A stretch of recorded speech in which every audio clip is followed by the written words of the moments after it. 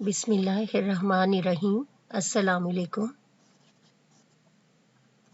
میں Mrs Safia Bano, senior subject specialist عربی، divisional public school and college Sahiwal سے آپ سب کو خوش آمدید کہتی ہوں۔ ہمارا آج کا سبق کلاس نہم کے اسلامیت کی کتاب من ہدی الحدیث کی حدیث نمبر 4، 5 اور 6 پر مشتمل ہے۔ اس سبق کے مقاصد طلباء و طالبات کو اچھا اور بااخلاق مسلمان بننے میں معاونت، اسوہ حسنہ اور احادیث مبارکہ سے آگاہی، سنت رسول صلی اللہ علیہ وآلہ وسلم سے رغبت اور عمل کرنے میں معاونت، فلاح دارین کی آگاہی پیدا کرنا۔ ہمارا آج کا یہ سبق جماعت نہم کے نصاب میں شامل عنوان منتخب احادیث مبارکہ میں سے حدیث نمبر 4، 5 اور 6 پر مشتمل ہے۔ آپ اس سوال کو درج ذیل سرخیوں کے تحت حل کر سکتے ہیں۔ حدیث نمبر 4، من صلی علیہ مرتن فتح اللہ لہ بابا من العافیتی۔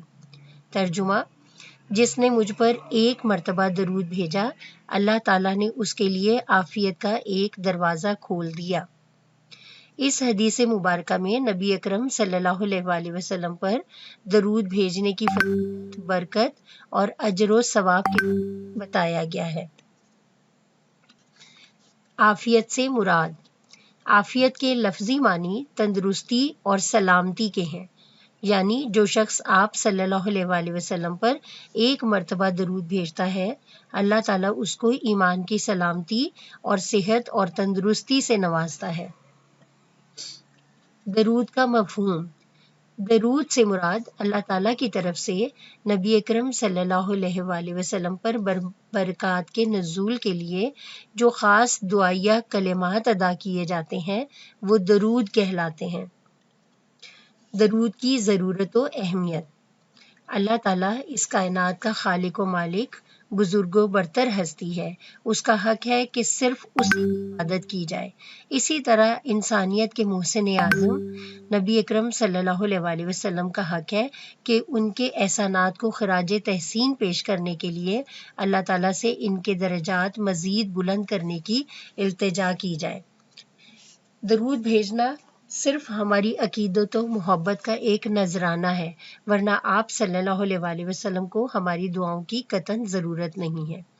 بادشاہوں کو فقیروں کے تحفوں کی کیا ضرورت ہو سکتی ہے؟ درود بھیجنے کا حکم: اللہ تعالیٰ نے قرآن پاک میں خود ارشاد فرمایا، ان اللہ و ملائکتہ یصلون علی النبی یا ایھا الذین آمنوا صلوا علیہ وسلموا تسلیما۔ ترجمہ: بے شک اللہ اور اس کے فرشتے نبی صلی اللہ علیہ وآلہ وسلم پر درود بھیجتے ہیں، تو اے ایمان والو تم بھی ان پر خوب درود اور سلام بھیجا کرو۔ درود کے فضائل: نبی اکرم صلی اللہ علیہ وآلہ وسلم کی قربت۔ درود کا سب سے بڑا فائدہ ہمیں نبی صلی اللہ علیہ وآلہ وسلم کی قربت نصیب ہوگی۔ ارشاد نبوی صلی اللہ علیہ وآلہ وسلم ہے کہ قیامت کے روز لوگوں میں میرے سب سے زیادہ قریب وہ ہوگا جو کثرت سے مجھ پر درود بھیجتا ہوگا۔ دعاؤں کی قبولیت: دعاؤں کی قبولیت کے لیے ان کے اول آخر درود شریف پڑھنا شرط ہے۔ ارشاد نبوی ہے، بے شک دعا زمین اور آسمان کے درمیان معلق رہتی ہے، اوپر نہیں جاتی جب تک تم اپنے نبی صلی اللہ علیہ وآلہ وسلم پر درود نہ پڑھ لو۔ سب سے افضل درود: نبی اکرم صلی اللہ علیہ وآلہ وسلم سے عقیدت و محبت کے اظہار کے لیے بہت سے درود ہیں، لیکن آپ صلی اللہ علیہ وآلہ وسلم کے فرمان کے مطابق سب سے افضل درود درود ابراہیمی ہے جو ہر نماز میں پڑھا جاتا ہے۔ اللہم صلی علی محمد وعلی آل محمد کما صلیت علی ابراہیم وعلی آل ابراہیم انک حمید مجید۔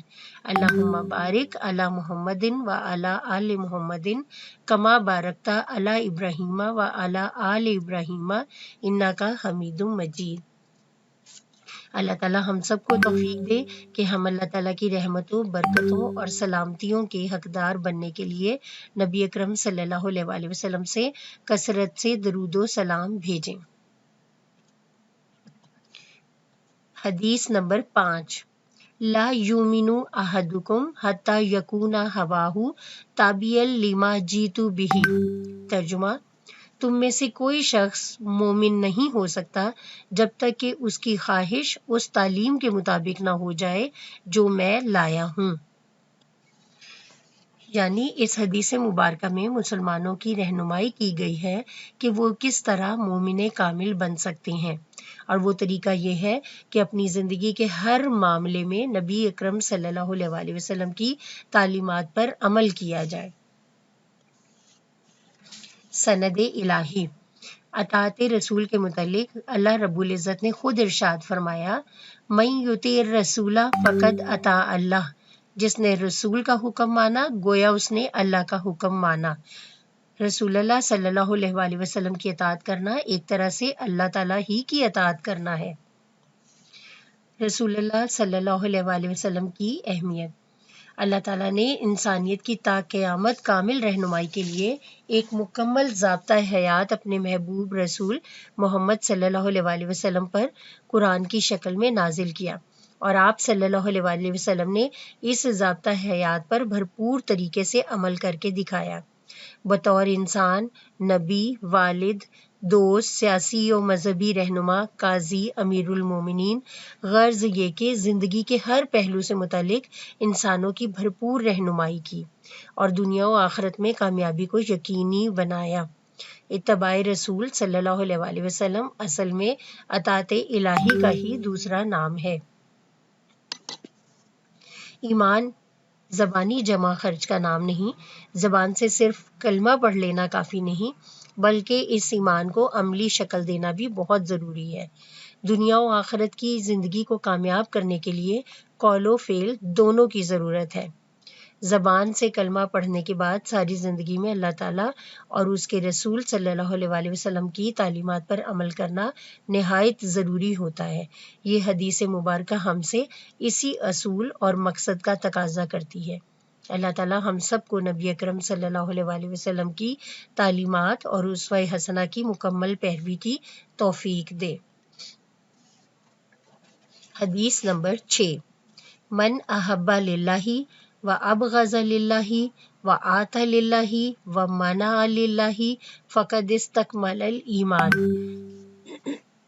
ترجمہ، جس نے اللہ تعالیٰ کے لیے محبت کی اور اللہ کے لیے بغض رکھا، اللہ تعالیٰ کی رضا کے لیے عطا کیا اور اللہ تعالیٰ کی رضا کے لیے روکا، تو اس نے اپنا ایمان مکمل کر لیا۔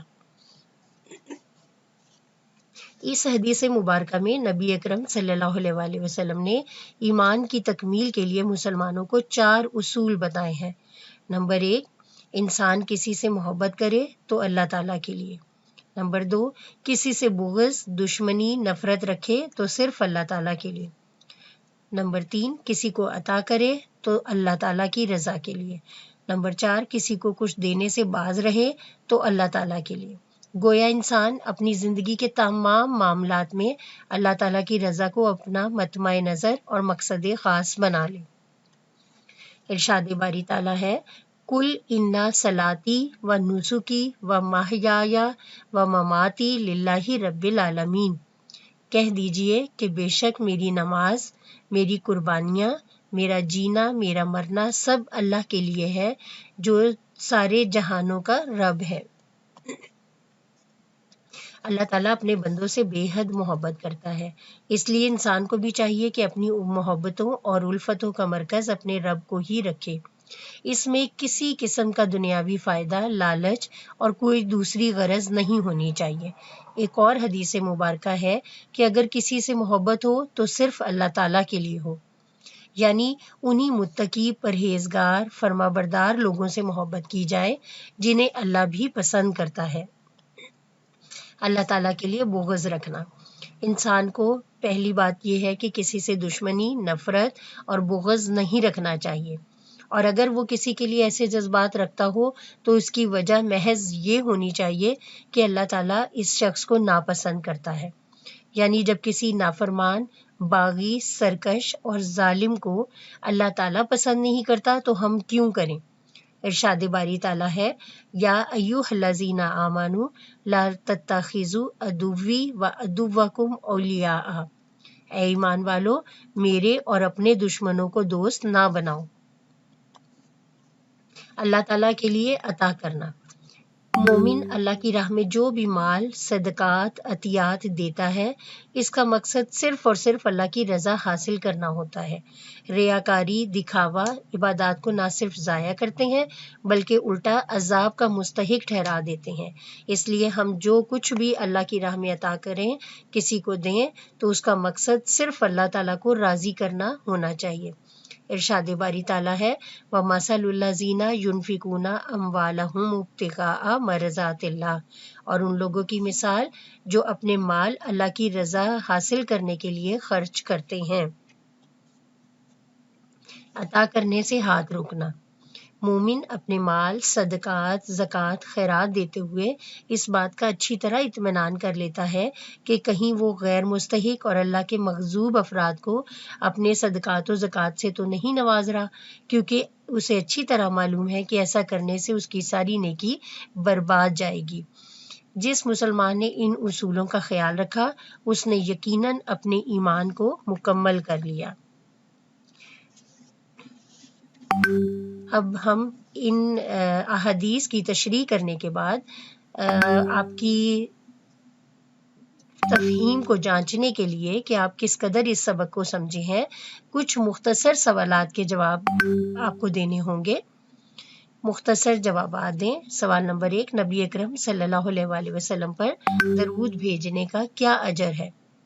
نبی اکرم صلی اللہ علیہ وآلہ وسلم پر درود بھیجنے والے پر اللہ تعالیٰ عافیت کا دروازہ کھول دیتا ہے۔